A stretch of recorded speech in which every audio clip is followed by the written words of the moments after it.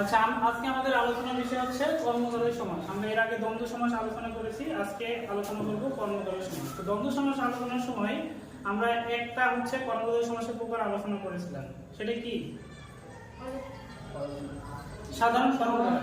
সাধারণ কর্মধারয় আমরা আলোচনা করেছিলাম, আরো হচ্ছে চারটা প্রকার আছে, সেটা আমরা এখন আলোচনা করব। তো সাধারণ কর্মধারয়ের পরে রয়েছে মধ্যপদলোপী কর্মধারয় সমাস। মধ্যপদলোপী কর্মধারয় সমাস। তো মধ্যপদলোপী, এটার মধ্যেই কিন্তু মধ্যপদলোপী কর্মধারয় সমাস লুকায়িত। দেখো, মধ্যপদ লোপ মানে কি? মধ্যপদের লোপ হবে। তাহলে যে কর্মধারয় সমাসে মধ্যপদের লোপ হয় তাকে কি বলা হয়? মধ্যপদলোপী কর্মধারয় সমাস, তাই না? তো আমরা এখানে কিছু সমস্ত পদ লিখেছি। এখানে কি লিখেছি? সমস্ত পদ লিখেছি, এই পাশে ব্যাস বাক্যে লিখেছি। আচ্ছা, তো আমাদের এই সমস্ত পদটাই দেওয়া থাকবে, এখান থেকে আমাদের ব্যাস বাক্য সহ সমাস নির্ণয় করতে হবে, তাই না? তো দেখো, এই সমস্ত পদকে ভাঙলে ব্যাস বাক্য কি হয়? মৌ আশ্রিত মাসি। এটা হচ্ছে পূর্বপদ, এটা হচ্ছে পরপদ, তাই না? আর এটা কোন পদ? মধ্যপদ।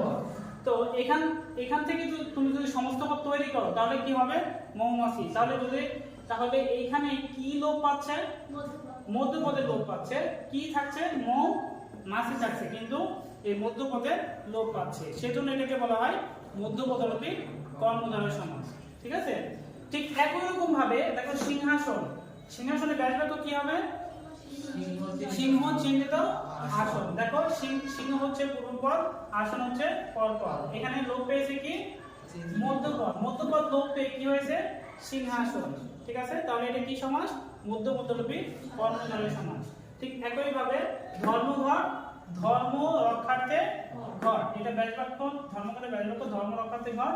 এইখানে মধ্যপদের লোপ হয়ে সমস্ত পদে কি হয়েছে? ধর্মঘট হয়েছে। ঠিক আছে? আমাদের এইটা আসবে না যে ব্যাস বাক্য থেকে সমস্ত পদ নির্ণয় করো, আমাদের এইটা আসবে না। আমাদের কি আসবে? সমস্ত পদ থেকে ব্যাস বাক্য সহ সমাস নির্ণয় করো। সুতরাং আমাদের এইটা দেওয়াই থাকবে। আমরা হচ্ছে ব্যাস বাক্য লিখবো, লিখে আমরা লিখবো এটা মধ্যপদলোপী কর্মধারয় সমাস। ঠিক আছে? তারপরে আয়কর। আয়করের ব্যাস বাক্য কি? আয়ের উপর ধার্য কর বা আয়ের উপর কর। তাহলে এখানে কোন পদের লোপ পেয়েছে? মধ্যপদ। ঠিক আছে? তো এটা কি সমাস হবে? তাহলে মধ্যপদলোপী কর্মধারয় সমাস। ঠিক একইভাবে শিক্ষানীতি, শিক্ষা বিষয়ক নীতি। শিক্ষামন্ত্রী, শিক্ষা বিষয়ক মন্ত্রী। ঠিক একই রকম ভাবে। বুঝতে পারছো বিষয়টা? তাহলে মধ্যপদলোপী কর্মধারয় সমাস নিয়ে কারো কোনো সমস্যা আছে? না। আচ্ছা, এখন আমাদের আলোচনার বিষয় হচ্ছে উপমান কর্মধারয় সমাস, উপমিত কর্মধারয় এবং রূপক কর্মধারয় সমাস। তো এই তিনটে সমাস হচ্ছে খুবই গুরুত্বপূর্ণ।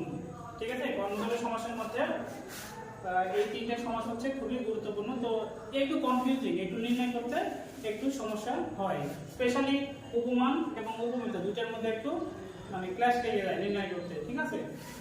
তো বিষয়টা দেখো, এখানে আমি লিখছি, দেখো, তুষার শুভ্র। তুষার শুভ্র, এটা ব্যাস বাক্য কি হবে? তুষারের ন্যায় শুভ্র। এটা যে উপমান কর্মধারয় সমাস, সেটা নির্ণয় একটা টেকনিক আছে, সেটা হচ্ছে প্রথম পদটা হবে পুরো পদটা হবে নাউন এবং পর পদটা কি হবে? অ্যাডজেক্টিভ হবে। কি হবে? অ্যাডজেক্টিভ হবে। তুষার কি? তুষার কি? নাউন। শুভ্র কি? শুভ্র অ্যাডজেক্টিভ, তাই না? তাহলে একটা পদ আছে নাউন আর একটা হচ্ছে অ্যাডজেক্টিভ। তো নাউন প্লাস অ্যাডজেক্টিভ যদি দেখো তাহলে সেটা কি হবে? উপমান কর্মধারয় সমাস। সেটা কি হবে? উপমান কর্মধারয় সমাস। উপমান শব্দের অর্থ হচ্ছে তুলনীয় বস্তু। ঠিক আছে? প্রত্যক্ষ কোনো বস্তুর সাথে পরোক্ষ কোনো বস্তুর যখন তুলনা করা হয় তখন সেটা হয় প্রত্যক্ষ কোনো।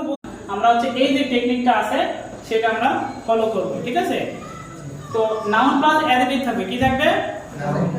ঠিক সবগুলো ব্যাস বাক্যে থাকবে একই সিস্টেম। কাজল হচ্ছে কি? কাজল কি? নাউন, তাই না? কালো কি? অ্যাডজেক্টিভ, তাই না? তো কাজল হচ্ছে নাউন এবং কালো হচ্ছে অ্যাডজেক্টিভ। তাহলে নাউন প্লাস অ্যাডজেক্টিভ হলো না? তাহলে কি হবে? উপমান কর্মধারয় সমাস। ঠিক আছে? আরো একটা টেকনিক আছে উপমান কর্মধারয় নির্ণয়, সেটা হচ্ছে এই যে দুইটা পদের সম্পর্কটা সত্য হবে। কি হবে? সম্পর্কটা সত্য হবে। ঠিক আছে? কিন্তু এই যে এটা দেখো সম্পর্ক কিন্তু মিথ্যা। মুখ মানে চাঁদ মুখ মানে মুখ কি কখনো চাঁদের মতো হয়, এই সম্পর্কটা কি মিথ্যা, মানে উপমিত কর্মধারয় সম্পর্কটা মিথ্যা, আর উপমান কর্মধারয় সম্পর্ক দেখো সত্য। কাদর কালো, কাদর তো কালোই হয়, তাই না? কাদর কালো হয়, তারপর মেঘ কি হয়, মেঘ কালো হয়, তাহলে এই সম্পর্কটা কি সত্য না? তাহলে সত্য মিথ্যা, সত্য মিথ্যা, ঠিক আছে? তো কয়টা ঠিক আছে? নাউন প্লাস অ্যাডজেক্টিভ দ্বারা আমরা চিনতে পারবো উপমান কর্মধারয় সমাস। আবার কিভাবে চিনতে পারবো? সত্য মিথ্যা দিয়ে। সম্পর্কটা যদি সত্য হয়, পূর্বপদ এবং পরপদের সম্পর্কটা যদি সত্য হয়, তাহলে আমরা মনে করবো সেটা উপমান কর্মধারয় সমাস। ন্যায়ের কোনো বিষয় না, ন্যায় কোথায় আছে সেটা আমাদের দেখার বিষয় না, আমাদেরকে পরটা দেখতে হবে, পূর্বপদ এবং পরপদটা দেখতে হবে, ঠিক আছে? তো একইভাবে মেঘ কালো, মেঘের ন্যায় কালো, দুইটা হচ্ছে সত্য বোঝাচ্ছে। ভ্রমর কালো, ভ্রমর কালো হয়, ঠিক আছে? এটাও একটা সত্য, হ্যাঁ? তারপর দেখো উপমিত কর্মধারয় সমাস। কি সমাস? এখানে কি থাকবে? এখানে নাউন প্লাস অ্যাডজেক্টিভ ছিল, এখানে কি থাকবে? নাউন প্লাস নাউন থাকবে। যেমন দেখো পুরুষ সিংহ, সিংহের ন্যায় পুরুষ, তাই না? পুরুষ নাউন, সিংহ নাউন, দুইটাই নাউন থাকবে, ঠিক আছে? তো দুইটা যদি নাউন থাকে তবে সেটা কোন সমাস হবে? উপমিত কর্মধারয় সমাস। আরো একটা চিনার উপায় বলছি, সেটা কি? দুইটা পদের মধ্যে সম্পর্কটা হবে কি? মিথ্যা হবে, সম্পর্কটা মিথ্যা হবে। পুরুষ কখনো সিংহ হয় না, পুরুষ কি কখনো সিংহ হয়? তার মানে কি সম্পর্কটা মিথ্যা। যদি সম্পর্কটা মিথ্যা হয় তাহলে সেটা কোন সমাস হবে? উপমিত কর্মধারয় সমাস। ঠিক একই রকম চাঁদ মুখ, মুখও চাঁদের নাই, বা হচ্ছে চাঁদের নাই মুখ, যেটা ইচ্ছা ব্যঞ্জক করতে পারো, কোনো সমস্যা নাই। তো যদি করো তাহলে দেখো মানে চাঁদ কখনো, মুখ কখনো চাঁদের মতো হয় না, সুতরাং সম্পর্কটা মিথ্যা।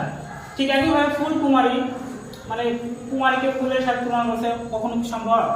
এই সম্পর্কটা মিথ্যা। মনে করো একটা উপমা দিয়েছে, তুলনা দিয়েছে, কিন্তু তুলনাটা হচ্ছে মিথ্যা, কিন্তু এই তুলনাটা কি সত্য, মানে এটা হচ্ছে সত্য। ঠিক একইভাবে কর পল্লব, এই যে কর পল্লবের নাই, পদ্ম আঁকি মানে পদ্ম আঁকির নাই, তুমি প্রেরণ করতে বলা হচ্ছে। তারপর হচ্ছে এই যে কর, না কর শব্দের অর্থ হাত, আর পল্লব শব্দের অর্থ হচ্ছে গাছের পাতা, তাহলে হাত কিসের মতো? গাছের পাতার মতো, তাই না? তাহলে কি একটা সম্পর্ক পুরোটাই কি এটা মিথ্যা সম্পর্ক, ঠিক আছে? তো দুইটা উপায় চিনতে পারি আমরা উপমিত কর্মধারয় সমাস, একটা হচ্ছে নাউন প্লাস নাউন, আর আরেকটা হচ্ছে মিথ্যা সম্পর্ক, ঠিক আছে? তাহলে এটা হচ্ছে নাউন প্লাস অ্যাডজেক্টিভ সত্য সম্পর্ক, আর এটা কি নাউন প্লাস নাউন মিথ্যা সম্পর্ক। মানে দুইটা উপায় আমরা শনাক্ত করতে পারবো, এটা খুবই ইজি, বুঝতে পারছো? তারপরে দেখো রূপক কর্মধারয়, রূপক কর্মধারয়। শুরুতে বলি এখানে ব্যাসবাক্যে রূপ থাকে, কি থাকে? রূপ থাকে। ব্যাসবাক্যে কি থাকে? রূপ থাকে। আর রূপক কর্মধারয় কিভাবে চিনবা? পূর্বপদ এবং পরপদের মধ্যে অভিন্নতা কল্পনা করবে। কি করবে? অভিন্নতা কল্পনা করবে। পূর্বপদ এবং পরপদের মধ্যে মনে হবে যেন কোনো ভিন্নতা নাই। যেমন দেখো জীবন প্রদীপ, জীবন রূপ প্রদীপ। জীবন প্রদীপ কি? প্রদীপ যখন জ্বালাই দিবা জ্বলতে জ্বলতে কি হবে? এক সময় নিভে যাবে। কিন্তু জীবনও কি হবে? এক সময় শেষ হয়ে যাবে। সেজন্য জীবনকে কার সাথে তুলনা করেছে? প্রদীপের সাথে, ঠিক আছে? তো এটা কি হবে? Noun plus noun. এটা কি? দুইটা নাউন প্লাস নাউন। তাহলে এটাও নাউন প্লাস নাউন, এটাও নাউন প্লাস নাউন। তাহলে কনফিউজ হয়ে গেল না? কিভাবে আইডেন্টিফাই করবা? প্রথম পদ যেটা থাকবে, এই প্রথম পদ যেটা থাকবে সেটা হবে অদৃশ্য। এই রূপক কর্মধারয় সমাসে প্রথম যে পদটা থাকবে সেটা হবে অদৃশ্য, তুমি দেখতে পাবে না। জীবন কিন্তু দেখা যায় না। জীবন দেখা যায়? বিষাদ, বিষাদ কি দেখা যায়? এই মন কি দেখা যায়? সুখ কি দেখা যায়? দেখা যায় এগুলো? দেখা যায় না। সুতরাং রূপক কর্মধারয় সমাস এবং উপমিত কর্মধারয় সমাস হচ্ছে এটাও নাউন প্লাস নাউন, এটাও নাউন প্লাস নাউন। চেনার উপায় হচ্ছে প্রথম পদটা হবে অদৃশ্য। প্রথম পদটা কি হবে? অদৃশ্য। আর এইখানে দেখো বিষাদ সিন্ধু, বিষাদ সিন্ধু। ব্যাসবাক্য কি হবে? বিষাদ রূপ সিন্ধু, তাই না? মানে বিষাদকে এমন পর্যায়ে নিয়ে গেছে, আমার মনে বিষাদ এতই যে সেটা কার সাথে তুলনা করা হয়েছে? সিন্ধুর সাথে। তার মানে কি পূর্বপদ এবং পরপদের মধ্যে একটা অভিন্নতা কল্পনা করা হয়েছে। কি কল্পনা করা হয়েছে? অভিন্নতা।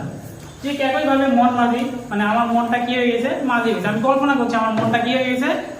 মাঝি হয়ে গেছে। মানে কি মানে দুইটা পদের মধ্যে আমি কি করেছি, অভিন্নতা কল্পনা করেছি।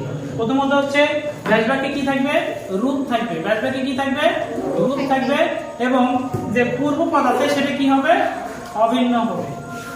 তো আজান দিয়ে দিচ্ছি, আজকের মতো এই পর্যন্ত। এই তোমরা